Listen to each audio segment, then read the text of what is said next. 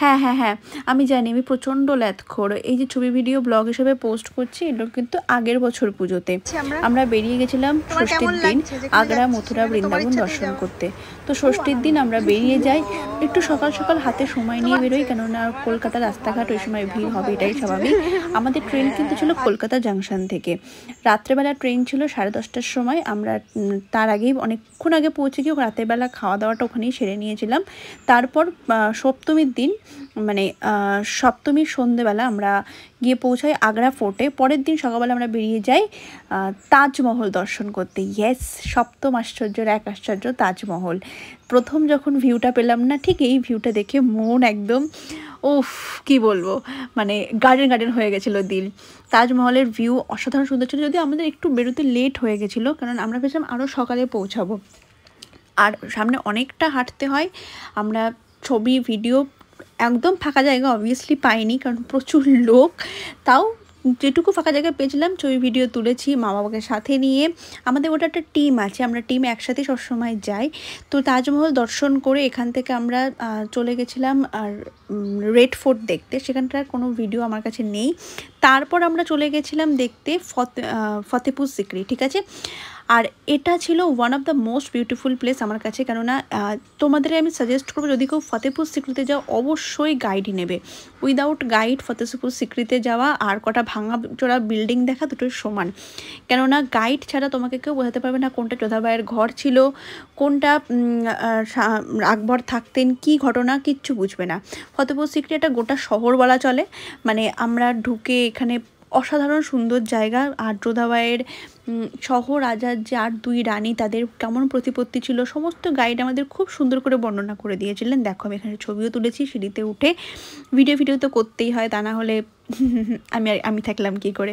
তাই ছবি ভিডিও করার পর আমরা এখান থেকে বেরিয়ে আসি, এবং বেরিয়ে আসি ঠিক বলা চলে না, এবারে সেলিম চিস্তির সমাধি যেখানে আছে সেখানে আমরা গেছিলাম। ওটা দেখার পর আমরা গাইড চেঞ্জ ঠিক নয়, ওখানে ও চিস্তির কাজ মানে কাজ এবং কৃতিত্ব সম্পর্কে বলার জন্য, সরি আমি যদি একটু আটকে যাই, আমি অতটাও হ্যাবিচুয়েটেড নেই ব্লগে, তো তাদের জন্য আলাদা একজন গাইড হায়ার করা হয়।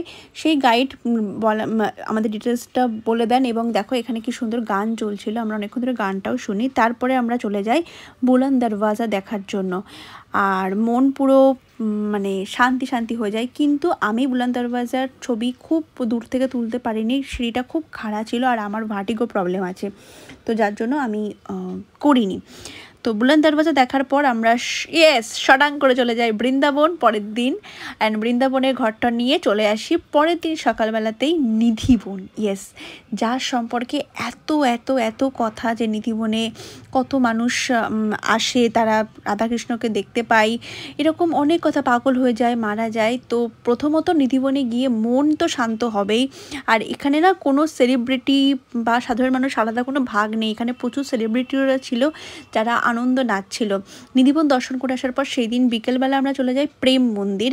আপাতত বৃন্দাবনের সব থেকে সুন্দর জায়গা হলো প্রেম মন্দির, কেননা মানে মন শান্ত, বারবার এই কথা বলছি, কেননা বিশ্বাস করো আমি এক ফোঁটাও বাড়িয়ে বলছি না, গোটা বৃন্দাবনটাই আমার খুব ভালো লেগেছে। প্রেম মন্দিরের পুরো কালার যে হয়, বারবার কালারটা চেঞ্জ হচ্ছিলো, একবার সবুজ, একবার নীল, অ্যান্ড এরকম 5 রকম কালার দিয়ে সেট করা ছিল। যদিও ভেতরে ঢুকেছিলাম প্রচুর ভিড় ছিল, কিন্তু ভিড় থাকা সত্ত্বেও না মনে হচ্ছিলো যে না, আমি হয়তো শুধু ওখানে একা এবং ভগবান কৃষ্ণের সাথে। ভেতরে ছবি তোলা অ্যালাউ ছিল না, আমি সেটা পরে খেয়াল করি এবং তৎক্ষণাৎ আমি বন্ধ করে দিই। বাট এইটুকু ছবি পোস্ট করার লোভ আমি সামলাতে পারি না, I am really sorry for this. তো প্রেম মন্দির দর্শন করার পর দেখো কালারটা দেখো, মানে এরকম মাল্টি কালার। আর এই যে সে বিখ্যাত ছবি যেখানে শ্রীকৃষ্ণ রাধারানীর চরণ সেবা করছেন। আমি খড়কর্তাল কিনেছিলাম এবং রাস্তায় বাজাতে বাড়ি এসেছিলাম, খুব ভালো লাগছিলো, মন ভালো লাগছিলো বেসিক্যালি। প্রেম মন্দির দর্শন করার পর পরের দিন সকালে আমরা চলে যাই দের কদম আর বারসানার উদ্দেশ্যে। তার মধ্যে নন্দগাঁও পড়ে। তো এখানে বাদরের খুব উৎপাত বা হনুমানের খুব উৎপাত। প্রথম নন্দগাঁও দেখেছিলাম, যেখানে আমাদের একজন গাইড এসেছিলেন, তিনি আমাদেরকে নন্দগাঁওয়ের ছাদে নিয়ে গিয়ে না আমাদের বোঝান যে কোন রাস্তা দিয়ে শ্রীকৃষ্ণ যান, কোন রাস্তা দিয়ে, এরকম বিভিন্ন ওদের যে ধারণা, সেই ধারণা সম্পর্কে আমাদের জানান।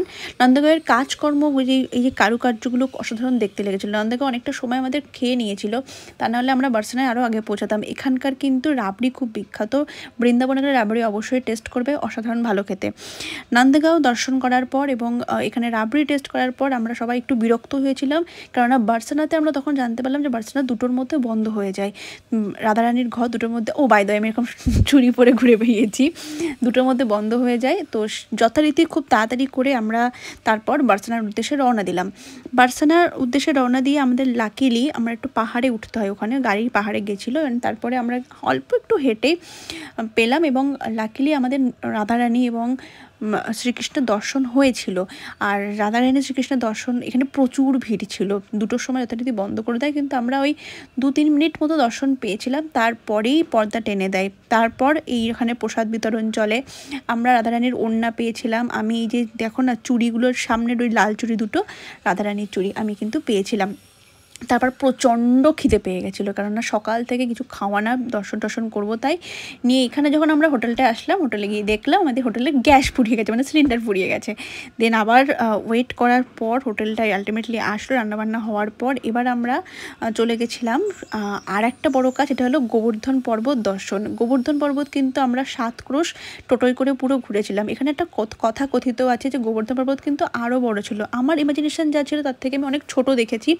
এটার ব্যাপারটা হলো, বলা হয় যে যত পাপ বাড়ছে গোবর্ধন পর্বত তত ক্ষইতে থাকছে, এরকম শেষ হতে হতে যখন সমতল হয়ে যাবে তখন কালকি আসবে, বা শ্রীকৃষ্ণের দশম অবতার যেটাকে আমরা, বা বিষ্ণুর দশম অবতার এটাকে আমরা বলি। গোবর্ধন পর্বত পুরোটা দর্শন করেছিলাম আমরা, এবং আমরা কোনো জায়গা এখানে ছাড়িনি। আর এখানে শ্যামকুণ্ড, রাধাকুণ্ড, অনেক জায়গা ছিল দেখার মতো, প্রত্যেকটা জায়গায় আমরা সুন্দরভাবে দর্শন করেছিলাম। যদিও এখানে প্রত্যেকটা জায়গায় ঘটনা ছিল, বেসিক্যালি গাইড ঘটনা বলতে গেছিলো। এখানে টোটোওয়ালা যারা ছিল তারা কিন্তু প্রচুর জানে এবং তারাই বলেছিল। শ্যামকুণ্ড, রাধাকুণ্ড যেমন স্নান করার ব্যাপার আছে, যে প্রথম শ্যামকুণ্ড স্নান করে রাধাকুণ্ড, তারপরে আবার শ্যামকুণ্ড স্নান করতে হয়। পরের দিন সকালবেলা আমরা মথুরা দর্শন করে, সেখানে কোনো ভিডিও আমাদের কাছে নেই, কেননা আমাদের মথুরাতে ফোন সব কেড়ে নিয়েছিল, অবভিয়াসলি খুব সিকিউরিটি একটা জায়গা। তারপর আমরা চন্দ্রাবলীর বাড়ি, যমুনা নদীর মন্দির, এরকম প্রচুর জায়গা দর্শন করেছিলাম। মানে আমি সত্যি কথা বলতাম এতদিন পর না মনেও নেই, কিন্তু অনেক জায়গা, লালাবাবুর বাড়ি, জগৎ শেঠের বাড়ি, এখানকার গরুগুলোকে আমার মা আদরও করে দিচ্ছিল, ওরা খুব আদরে, একজন হাতে সুন্দর বিস্কিট দিলেও খেয়ে নেয়। যদিও আমি মানে সমস্ত ওখানে যারা ছিলেন প্রত্যেককেই বলবো যে ওরা না খুব ভালো। এবার শেরওয়ালি মন্দির বা এটা সন্তোষী বৈষ্ণোদেবীর মন্দিরটা আমরা দর্শন করেছিলাম। এখানে কিন্তু ভেতরে তখন আরতি চলছিল, ঠিক আছে। আর এটা যতটা দেখছো তার থেকে অনেক বড় মন্দিরটা। এরপর আমরা আসি ওই সোনার খাম্বা বা জগৎ শেঠের মন্দিরে। তারপরের দিন সকালবেলা আমরা চলে যাই সব থেকে গুরুত্বপূর্ণ বাঁকে বিহারী মন্দির। আর এখানে গিয়ে আমি হারিয়ে গেছিলাম বলতে, মানে আমি এতটাই ভিড় ছিল, আমি দর্শন করার জন্য, যেহেতু বাঁকে বিহারী মন্দিরের কিন্তু 2 মিনিট বাদে পর্দা ফেলে দেয়, কারণ বলা হয় বাঁকে বিহারী যে খুব জাগ্রত। তো আমি ওই দেখতেই সবার থেকে বিচ্ছিন্ন হয়ে গেছিলাম। তারপরের দিন সন্ধ্যেবেলা আমরা চলে আসি বেনারসে এসে আমরা এই যে বেনারস হিন্দু ইউনিভার্সিটি দর্শন করি। তারপর এখানে রাস্তায় সবাই যারা আর্টিস্ট ছিলেন তারা কিন্তু এখানে এইভাবে কাজ করেন এবং পুরো রাস্তাটা খুব কালারফুল লাগছিল। তারপর আমরা চলে আসি সারনাথের বুদ্ধ মন্দির আমরা দর্শন করে নিই। দর্শন করার পর এখানে অনেক বড় বুদ্ধ মূর্তি, দেখেই বুঝতে পারছো এখানে আমরা জাস্ট লিলিপুরের মতো দেখতে লাগছিল। দর্শন করার পর সারনাথের স্তূপ, আর এই পুরো সোনার বুদ্ধ, পুরোটাই বুদ্ধের সম্পর্কে এখানে ছিল। এটা আমরা দর্শন করে সারনাথের যে স্তূপটা আছে তাড়াতাড়ি করে কমপ্লিট করা হয়, কেননা তারপরে সেই দিন সন্ধ্যেবেলা আমাদের ট্রেন ছিল। বাট খুব বাজে ব্যাপার যেটা হলো, ট্রেনটা 5:30টায় ছাড়ার কথা, সেই ট্রেন ছাড়ায় 9:30টার সময়। ট্রেন এতটাই লেট ছিল। তো ফাইনালি আমরা বাড়ি ফিরে আসি, ট্যুর কমপ্লিট।